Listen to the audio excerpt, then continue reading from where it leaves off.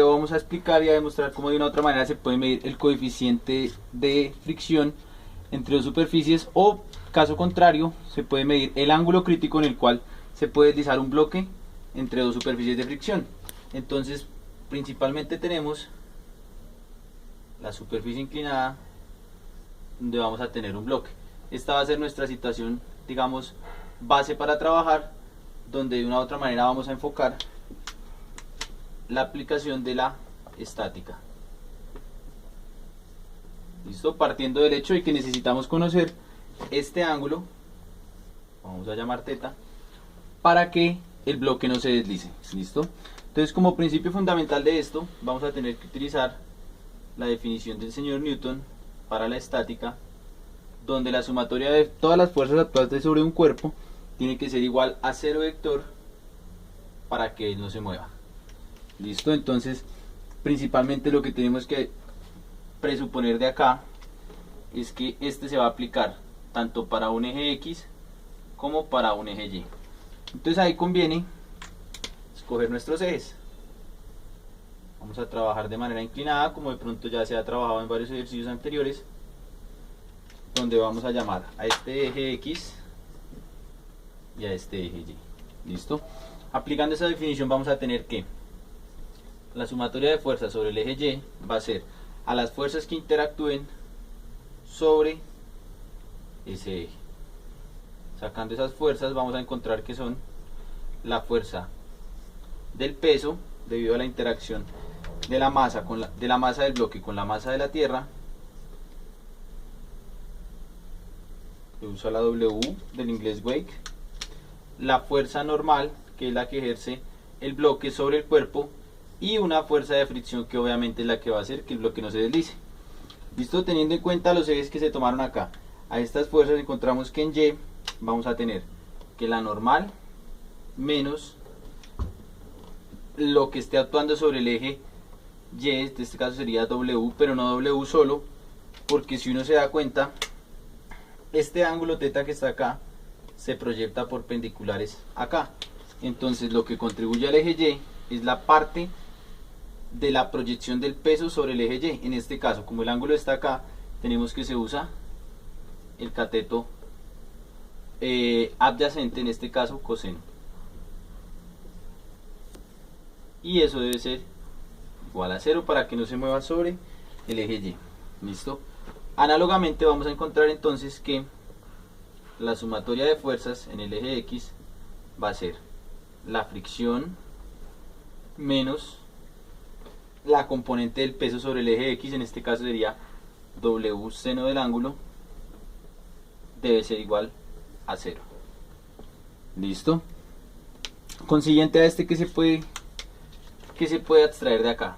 Que la normal va a ser igual al peso, pero escrito de otra manera como mg, el producto de la masa por la gravedad, por el coseno del ángulo. Y de la ecuación de X vamos a encontrar que la fricción va a ser igual a mg por el coseno del ángulo. ¿Listo? Esas son prácticamente nuestras ecuaciones de movimiento para ese bloque. Por otro lado vamos a hacer lo siguiente, recordando la definición de que la fuerza de fricción estática máxima que puede soportar un cuerpo es el producto entre el coeficiente de fricción entre las superficies multiplicado por la normal. Si traemos entonces esa normal a esta ecuación, vamos a encontrar que la fuerza de fricción es igual a mu sub s por mg coseno del ángulo. ¿Listo? Esto aquí debe estar separado. Entonces, tenemos de una u otra manera esta fricción que está aquí, que es prácticamente la requerida, con esta fricción que es la necesaria. Paso siguiente, vamos a borrar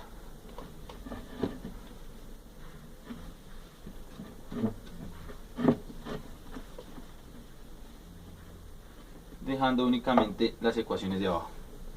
Entonces, paso siguiente, vamos a combinar esas dos fricciones para encontrar lo siguiente.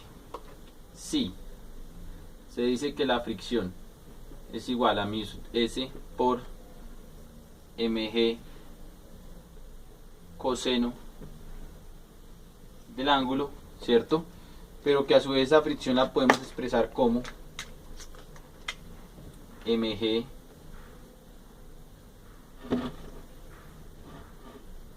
perdón, aquí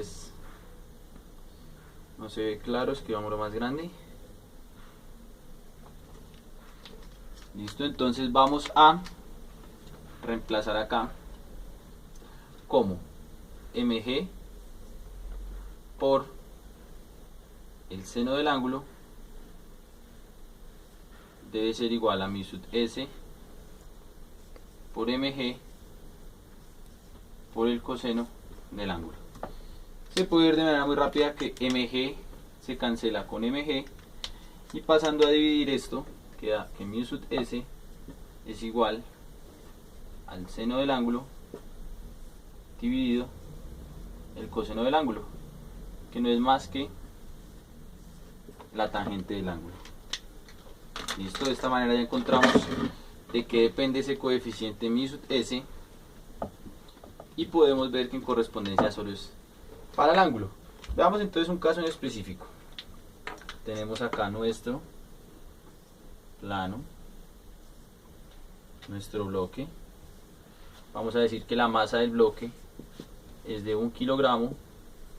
La gravedad en ese sitio la vamos a tomar como 10 metros sobre segundo cuadrado, y que ese coeficiente va a ser de 0.6. Listo, entonces teniendo claro esto con lo que está aquí en la paralela,